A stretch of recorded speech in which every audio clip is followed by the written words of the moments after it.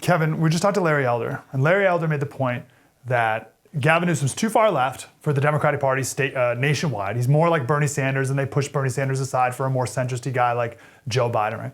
But Gavin Newsom is, it seems to me, moving further to the left with abortion and all these other things. What do you think his calculus is in doing that?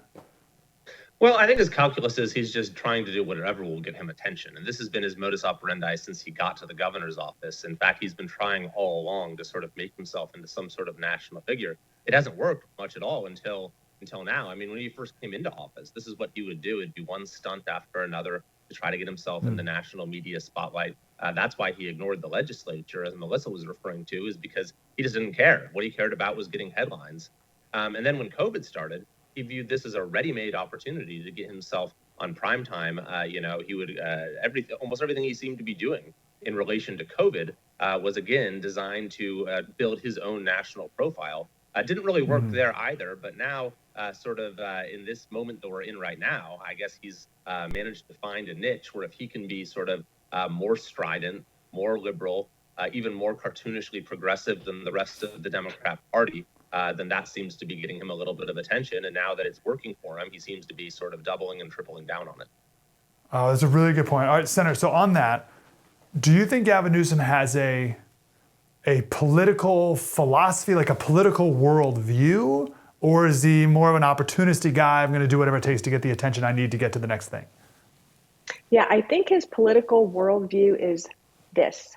Which way is the wind blowing? Let me see, and I'll just go in that direction. Whatever is popular at the time, that seems to be what he does. He's done that from the beginning, I think, of his political career, and that is what he's going to continue to. And he's going to have a hard time with that because, people aren't stupid. They do pick up on when a politician, whether it's Democrat or Republican, seems to be a bit squishy on their ideals and what they value. He will tout his party's platforms, but he seems to veer off that path quite often when it's convenient for him. Yeah, Kevin, what do you think of that? Does he have a worldview, or is it whatever it takes to get it?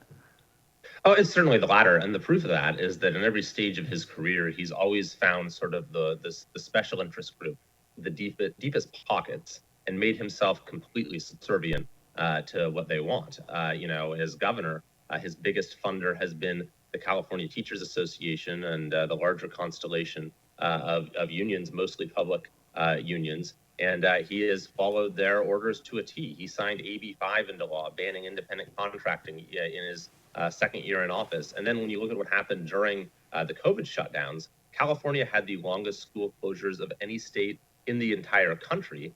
And the reason for that is because that's what Gavin Newsom's biggest funder wanted him to do. And now we're starting to see more and more alarming and very predictable evidence every day of the just sort of devastating harm that is done to millions of kids across the state of California. Hey, thanks for watching that clip. I live here in California. I'm telling you, you do not want this guy anywhere near Washington, D.C. If you want to know more about Gavin Newsom, you can watch the full special on thefirsttv.com/support.